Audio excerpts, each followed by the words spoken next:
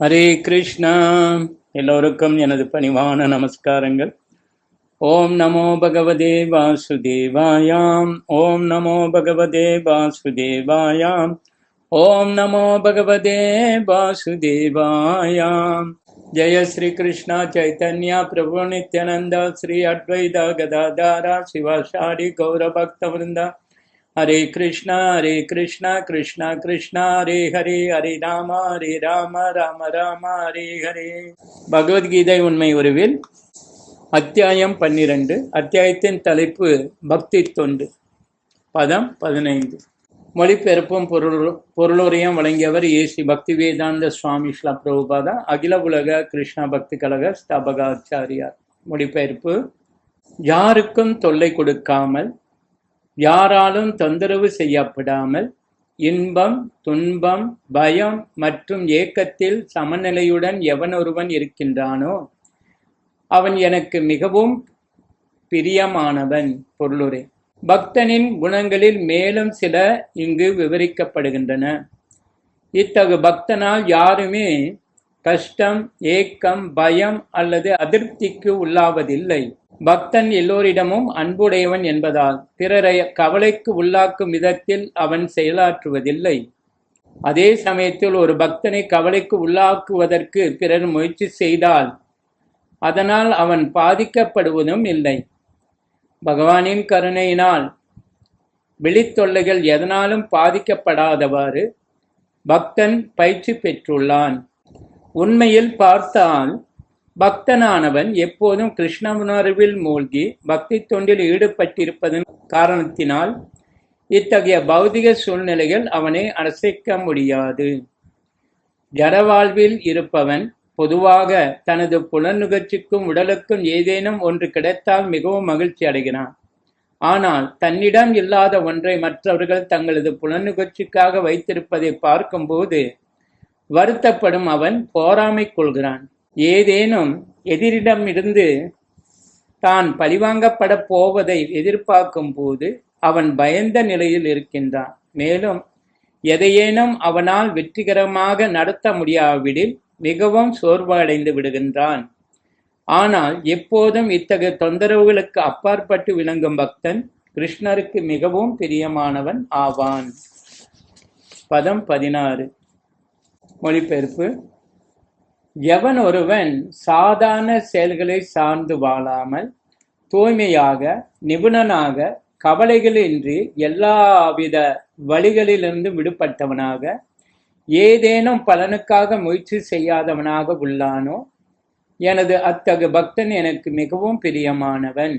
பொருளுரை: ஒரு பக்தனுக்கு பணம் கொடுக்கப்படலாம், ஆனால் அதனை அடைய அவன் பெருமுயற்சி செய்தல் கூடாது.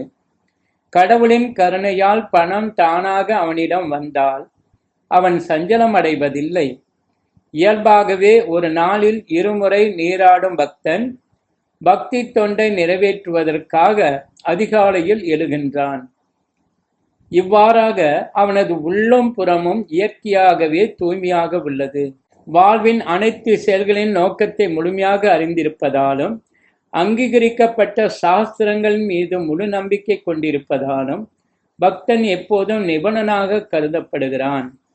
பக்தன் எந்த ஒரு அணியிலும் ஒருபோதும் பங்கு பெறுவதில்லை. எனவே அவன் கவலையற்றவன். பக்தன் என்றும் வழிகளிலிருந்து விடுபட்டுள்ளான். ஏனெனில் அவன் எல்லாவித அடையாளங்களிலிருந்து விலகியுள்ளான். தனது உடல் ஒரு அடையாளம் என்பதை அறிந்துள்ள அவன் உடலுக்கு வழி வரும்போது அதனை பொருட்படுத்துவதில்லை. தூய பக்தன் பக்தி தொண்டின் கொள்கைகளுக்கு புறம்பானவற்றை செய்வதற்கு முயல்வதில்லை. உதாரணமாக, பெரிய கட்டிடத்தினை கட்டுவதற்கு பெரும் சக்தி தேவை.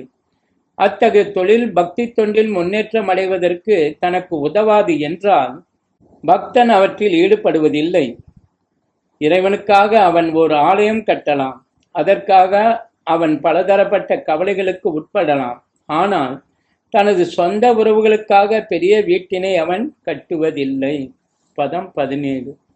மொழிபெயர்ப்பு: எவன் ஒருவன் ஒருபோதும் மகிழ்வதில்லையோ, துன்பப்படுவதில்லையோ, புலம்புவது இல்லையோ, ஆசைப்படுவது இல்லையோ, மேலும் எவன் ஒருவன் மங்களமானவை அமங்கலமானவை ஆகிய இரண்டையும் துறக்கின்றானோ அத்தகு பக்திமான் எனக்கு மிகவும் பிரியமானவன். பொருளுரை: ஒரு தூய பக்தன் ஜடத்தின் லாப நஷ்டத்தினால் இன்பமடைவதோ துன்பமடைவதோ இல்லை. மகனையோ சீடனையோ அடைவதில் அவன் மிகுந்த ஏக்கம் கொள்வதில்லை. மேலும் அவர்களை அடையாததால் துன்பப்படுவதும் இல்லை. தனக்கு பிரியமான ஏதேனும் ஒன்றை இழந்துவிட்டால் அவன் புலம்புவதும் இல்லை. அதுபோல தான் விரும்பியதை பெறாவிட்டாலும் அவன் துன்பப்படுவது இல்லை. எல்லாவிதமான மங்களமான அமங்கலமான மற்றும் பாவச் செயல்களில் பார்வைக்கு அவன் அப்பாற்பட்டவன். முழுமுதற் கடவுளின் திருப்திக்காக எந்தவிதமான அபாயத்தையும் சந்திக்க அவன் தயாராக உள்ளான். பக்தி தொண்டை ஆற்றுவதில் அவனுக்கு எந்த ஒரு தடங்களும் கிடையாது. அத்தகு பக்தன் கிருஷ்ணருக்கு மிகவும் பிரியமானவன். பதங்கள் 18-19. மொழிபெயர்ப்பு: எவன் ஒருவன் நண்பர்களையும் எதிரிகளையும் சமமாக பாவித்து மான அவமானம், இன்பம் துன்பம், வெப்பம் குளிர், புகழ்ச்சி இகழ்ச்சி ஆகியவற்றில் நடுநிலை வகித்து களங்கம் தரும் தொடர்புகளிலிருந்து எப்போதும் விடுபட்டு மௌனமாக எதை கொண்டும் திருப்தியுற்று தங்குமிடத்திற்கு கவலைப்படாமல் அறிவில் நிலை பெற்று பக்தி தொண்டில் ஈடுபட்டுள்ளானோ அத்தகு மனிதன் எனக்கு மிகவும் பிரியமானவன். பக்தன் எல்லாவித தீய தொடர்புகளிலிருந்தும் எப்போதும் விடுபட்டுள்ளான். சில நேரங்களில் ஒருவன் புகழப்படுகின்றான், சில நேரங்களில் அவன் இகழப்படுகின்றான். இதுவே மனித சமூகத்தின் இயற்கை. ஆனால் இத்தகைய செயற்கையான புகழ்ச்சி இகழ்ச்சி மற்றும் இன்பத் துன்பத்திற்கு பக்தன் எப்போதும் அப்பாற்பட்டவன். அவன் மிகவும் பொறுமையுடையவன். கிருஷ்ணருடைய விஷயங்களை தவிர வேறு எதையும் அவன் பேசுவதில்லை. எனவே அவன் மௌனமானவன் என்று கூறப்படுகின்றான். மௌனம் என்றால் பேசக்கூடாது என்று அர்த்தமல்ல. மௌனம் என்றால் அபத்தமானவற்றை பேசக்கூடாது என்று அர்த்தம். தேவையானவற்றை மட்டுமே பேச வேண்டும்.